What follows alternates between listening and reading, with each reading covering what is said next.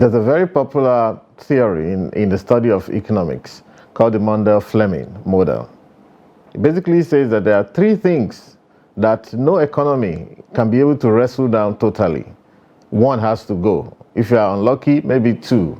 If you don't do it well, all three you will not be able to catch.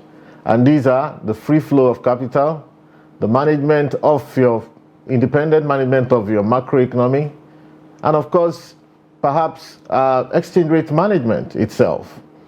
These are very serious issues for a nation's monetary economics. Which one is Nigeria going to let go is our discussion today. However, beyond this discussion of Mundell-Fleming model and those three issues that I mentioned, there are also what are called the three prices in an economy. The price of money, which is interest rate, the price of your currency, which is foreign exchange, and of course the price of goods and services, which is inflation rate. So between inflation rate, exchange rate, and interest rate, which one indeed no country can hold all these three down. You can have low interest rate, which is desirable for a country, at the same time have a very strong exchange rate, okay, and at the same time have a very low inflation rate. Nigeria is targeting a single-digit inflation rate. These are conundrums that economists have had to deal with over time. However, we're looking for magicians in our economy. Beyond all of the stated policies and given the stage of development of the Nigerian economy, can we swing this? Can we perhaps shock the world? Or what kind of external, for example, variable do we have to bring in order to actually get some of these things done? And what success level can Nigeria achieve? What are the things that we need to do to, in fact, to shock the world that in Nigeria, even if economic policies don't work as is, but we have people who have brains who can make things work. The focus of this channel and this program is problem solving, solutions. And to discuss this with us today, we've brought the very right person, one of the perhaps most intelligent economists I've met in our milieu, also a professor of finance, a professor of accounting, and also someone who gets involved very much in Nigeria's capital market, Professor Uche Waleke. Self-effacing though.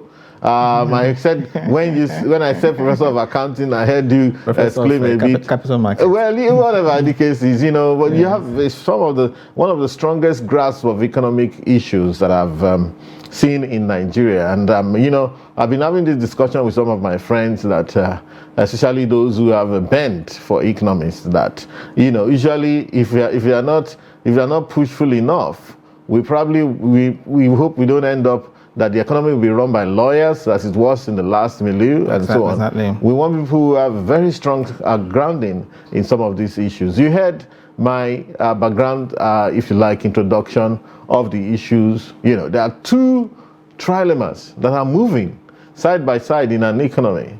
And how do we wrestle down this trilemma? What have we, even if we look at the first one, free flow of capital, perhaps the new government has come and part of what they're trying to do is to ensure that free flow of capital. Mm-hmm. Management of foreign exchange, that has to go if you let free flow of capital happen. I think that's what they're trying to achieve. Exactly. But the third factor is independent monetary policy. Can we then say that we're getting independent of monetary policy and free flow of capital? And if that's what we're doing, does that mean that the foreign exchange we may have to let go? Yeah, thank you so much, Doctor. Doctor, as a matter of fact, this was my area of interest many years ago when I took a master's degree in economics. My major actually was in monetary economics. In those days, the University of Jos, it was called Money and Finance. So that was my area of specialization. So the impossible trinity. Yes, okay, that's called. Or policy trilemma. The ones you've mentioned. Unholy trinity, indeed. Yes, they're actually connected. Okay. In 1962, as a matter of fact, they wrote at two different times. Robert Mundell in 1962, Marcus Fleming 1963. But their papers, revolved around the same thing, saying that no central bank can handle, control these three things at the same time. Talking about free flow of capital, independent sovereign monetary policy, and managed stable exchange, stable exchange rate. And of course, they are connected to the three prices. Central banks across the world, especially our own central bank, has the primary mandate of maintaining monetary and price stability. Yes. Okay. Section 2 of the CBN Act of 2007 makes it clear. That's a major function in addition to other four. And when you talk about prices, you have explained that the three prices: exchange rate, interest rate, and inflation. And what is monetary policy? In monetary policy, all you are trying to do is to control the volume of money, to money supply, as it were. Okay, and that's why we say monetary policy, that money supply is the intermediate target of monetary policy. You have the operating target, the reserve money. You have the intermediate target, money supply. In most cases, broad money supply. Okay, M1 plus you have savings and times deposits. Okay, and then you also have the target itself, which is inflation. Okay, so how do central banks control inflation? A major traditional tool is the policy rate. In our own case, the monetary policy rate. So if inflation is going up, okay, conventional economics says, monetary policy says, you raise the rate. Passing through the credit channel. Yes. Okay, you make it difficult for now banks to and lend. That's what's called the transmission mechanism, right? Yeah, transmission mechanism. Okay, well, of course, in our own case, transmission is rather weak. It's weak because the bulk of the money is circulating, outside the banks. Because clearly we've been raising rates in the monetary policy rate, and it has not been. And inflation has been going up. Oh yes, I will come to that. Our own peculiar case. But I'm just saying, theoretically, that is what we know. If you raise rates, inflation rates, should come down. So the trilemma now is in the fact that if inflation rate is high, from what I've just said now, the relationship between inflation and interest rate is direct. The higher the inflation, the higher the interest rate, so that interest rate can come down. Okay. You also, on the other hand, you're also looking at the relationship between interest rates and capital flows. Okay? What incentivizes capital flows in an economy is also interest rates, because they are coming for returns. Yes. All right. So again, you should expect that the higher the rate, the higher you expect capital inflows. And the lower there is capital outflows. And that's why sometimes the central bank will argue that they are raising rates in order to attract or to prevent capital flow reversal, as they always say. So those are the relationships. So if you have high inflation, interest rates will naturally go up. And if interest rates is going up, of course, you expect that capital will come in. Yes, exactly. Particularly, this is on the assumption that you don't have foreign investments are also influenced by, capital inflows. Exactly. So the point I'm making is that you have high inflation rates, high interest rates, inflow of capital. So you can now manage your exchange rate. You can stabilize it. But you notice that of the three, interest rate is high, exchange rate is stable, but inflation is high. So you can't get the three at the same time. You mentioned it. You can't have low inflation, low interest rate, and low, maybe stable exchange rate at the same time. It's near impossible. And that's why, Mundell and Fleming, thought it's actually an impossible, a near impossible trinity. In which case, so could you say that the point where we are right now, having, sort of kind of incentivize some flow of capital, the government has said, the central bank indeed, that you can now pay $10,000 every day into your DOM account. You can withdraw that much. I don't know. I think they may have liberalized the, how much you can send abroad as well, which is quite remarkable, because all of a sudden we're moving from a point where we thought there was no dollar to back this up. Yes. Or maybe they are having to also touch the foreign reserves in order to back this up. That's what is happening. Because if you notice, if you look at the... So I'm just saying that, are we then saying that, if we have got the free flow of capital, yes, and we are posturing to have the independent control of our monetary policy, we can't have low interest rates. But then again, yes, are we going to let go of the stable foreign exchange rate? Those three things. Yes, already we are liberalizing. Okay. What do we expect of the value of the naira? Before I talk about the value of the naira, if you look at these three situations now, all right, we are liberalizing, interest rates are going up, capital flows are coming in. I'm saying that in this kind of situation, it will be difficult to have a low interest rate environment, because a low interest rate environment will now may not incentivize the foreign inflows you are expecting. And that's also why I feel that it may be difficult for the central bank at this point to discontinue the tightening stance that they're currently having. They cannot. Yes. They have to keep increasing interest rates. Yes, at the best they can do maybe is to leave it the way it is. They can't afford to reduce. The president during the inaugural speech also expressed his desire to have a low interest rate environment. Exactly, which is desirable. But this situation, complicates the matter for the central bank. Is there anything at all? Because again, and I think that's the reason I chose this topic. Yes. The president is desirous of reducing interest rates. Yes. And in fact, if you look at the campaign document, he's also desirous of having a strong naira. However, for now, we have... In the medium... compared to that time, naira is not as strong as it was anymore. Yeah. But the interest rate again... Yes. If we keep on increasing the interest rate, remember the effect also on businesses who have to borrow. And I think it has been said in economic circles, that's one way of you precipitating a recession. Yes. Because you're basically saying that businesses should slow down, invest less. People should park their money in the bank as deposit and so on, rather than invest.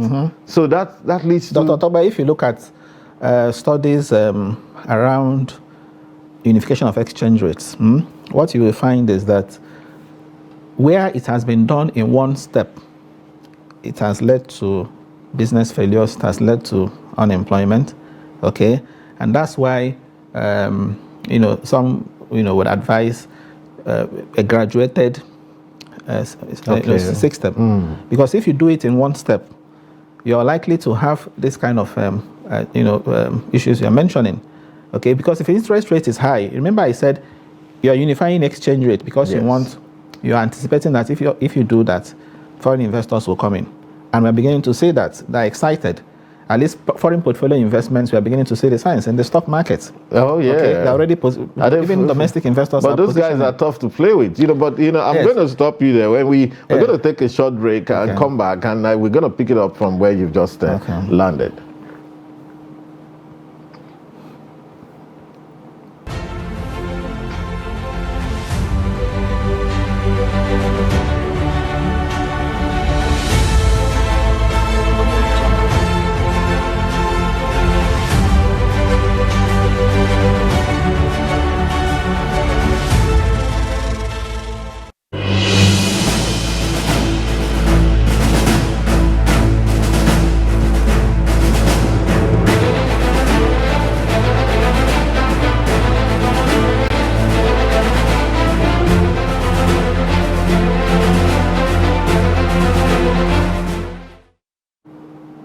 Welcome back, viewers, and today we've been discussing with Professor Uche Waleke what's called the unholy trinity in economics and how it pertains to Nigeria, as well as these three prices: interest rate, exchange rate, and inflation.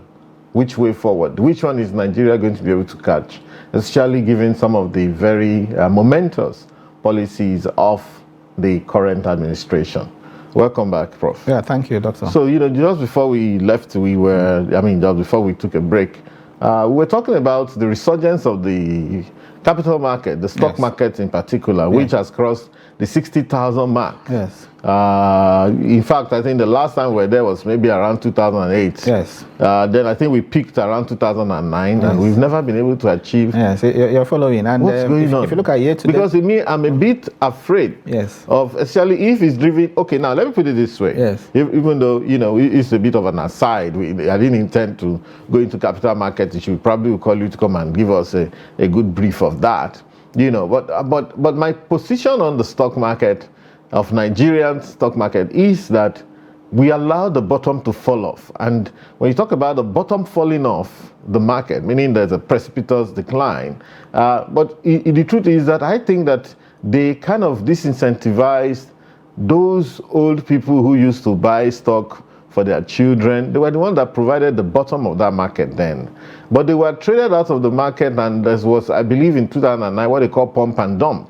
And I remember when some of those banks that are now defunct, so I could mention their names, Intercontinental Bank and Co, were advertising 649% returns. And we didn't know that a lot of people put money. Everybody I lost money. And in managing that fallout, they came and said, the market is not for anybody. And I felt, why are you saying that the market is okay? Fine, go and play the market. Smart Alex are now playing the market, and you now say we saw a situation where market will trend a bit, and people will take profit. Trend a bit, people are taking profit because only the sophisticated buyers are trading with themselves. And I'm hoping that those foreign portfolio investors, what they call hot money. Yes. And can we rely on those guys? And why are we not incentivizing more of local investment in the stock market? So just a quick one. Well, a quick one is just to say that prior to 2020, foreign investors were actually dominating the market. And that's also, why you found at that time, some level of volatility, because each time they left, the market, took a hit. But since 2020, since the COVID, when they left, Nigerians took charge. So as we speak, domestic investors are the ones dominating transactions, institutional investors, even retail investors. But with what has happened now, foreign investors, are also beginning to show interest. Because they are seeing the unification of the rates. They are also expecting that rates will go up. All right. So they are showing interest. And as you rightly mentioned, that is impatient capital. That is hot money. We should not be relying so much on FPIs, even though they are. We also welcome them. Yes. But what we need in this country more is foreign direct investment, the permanent ones, the ones that will come and establish plants, factories and so on. All right. So what is happening now, of course, is we'll bring them in. And don't be surprised in the next anytime these rating agencies also release their it's going to be favorable. And that is what they are anticipating. And so there's also the bond market to think about, the fixed income market. Yes, fixed income. Everything will play in their favor with this unification of rates. But I'm also saying that we should be cautious. If you look at the recent World Bank development update, I'm sure you saw it. Yes. Maybe that's a topic for another day. Yes. Most of the recommendations they made there, in my view, are not necessarily in our interest for now. Okay. Yeah, some of them, yes, are okay. They're talking about spending efficiency, yes. But when you say the central bank should reorientate monetary policy to anchor exchange rate, that's a major recommendation they made there. All they are saying is that that traditional tool, that MPR, central bank should be ready to always increase it to fight inflation. Okay, at the start of this program, you even said it, that since May last year, we have been increasing rates. Yeah. Okay, today is 18.5%, and yet inflation has refused to come down. So that tells you that major drivers of inflation in this country today are non-monetary. Exactly. Okay, there are other factors outside of money supply, and that is what the World Bank maybe doesn't seem to understand. There's insecurity. Okay. Also fueling. Exactly. And that's why the pressure is on food. Food inflation today is as high as 24.5, largely on account of insecurity. It is not money supply.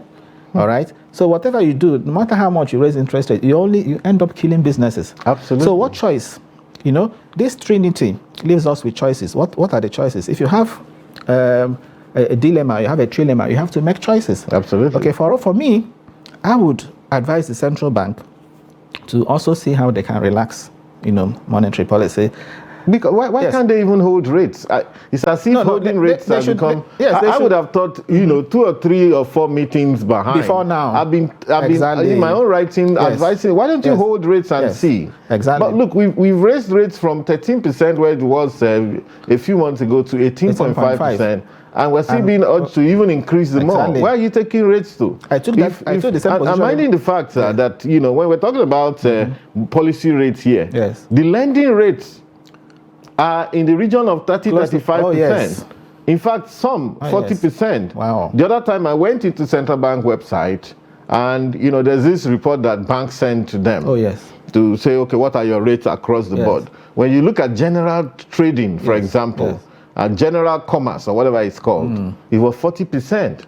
So that most of the banks, some will report 45%. So how can an economy thrive like that? Exactly. SMEs, of course. That's why I'm also happy that the government is now talking about having a special arrangement to incentivize, to enable SMEs. I'm sure you read it, have single-digit access to credit, because that is the only way this economy can grow. In countries around us, even West African countries, Senegal, for example, I was looking at their lending rate in Senegal is 8.5. Really? Of course, yes, and that's because their policy rate, their basic rate is just 5%. That's remarkable. So ours is quite high. And because the MPR is supposed to be the anchor, I think it's time the central bank, the MPs in particular, should take, it's time they took a second look to see how they can begin to reduce. That's what I'm talking about. Not of holding, because if you hold, you are still holding level. I'm even saying to just observe and see. They should begin to relax it, That'd be good. Yes, let them relax it. Again, concerning the fact that it is not even anchoring Treasury bill rates. Exactly. The MPR, it has failed to anchor Treasury bill rates. Exactly. Yes, Treasury bill rates at 5-6%. Exactly. So really would you anchoring. suggest they increase the T-bills rate as an incentive to attract some of those capital from the 5-6% where it is? No. Or they hold it? That's the problem, because if you are increasing, TB is meant to be risk-free. Risk-free. Is that not so? So the moment you increase it, then there will be no other.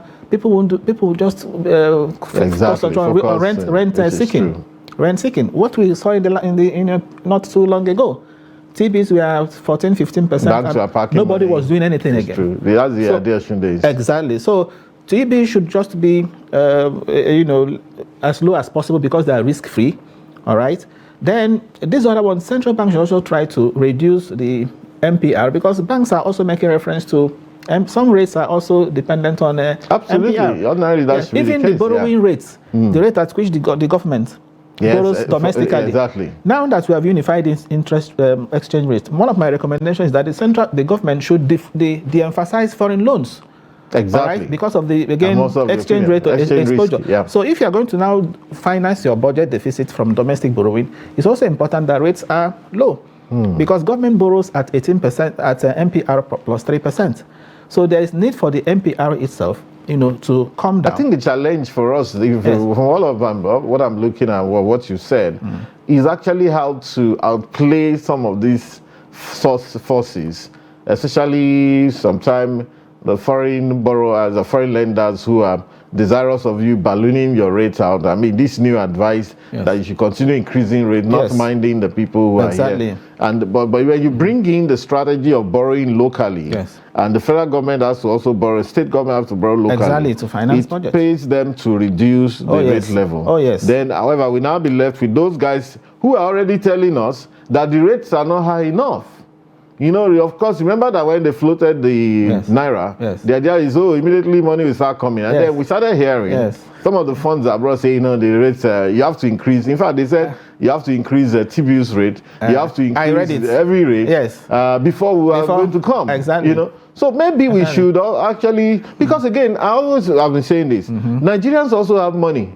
We pack our money and send abroad. Exactly. We now go abroad and say, they should come and invest here. Exactly. We should be looking, the government should also perhaps be incentivizing people to bring their monies back home. Exactly. Where I'm from, if you look at Nigeria, a lot of these people from Southwest, Yes. they take pride in having houses in London, houses everywhere. We've packed a lot of our capital abroad. Perhaps we should be bringing some of these monies back to come and invest. Because again, if you look at it, if you look at the bond market, the fixed income market, you realize that even the borrowings of foreign countries were anchored locally first. Yes.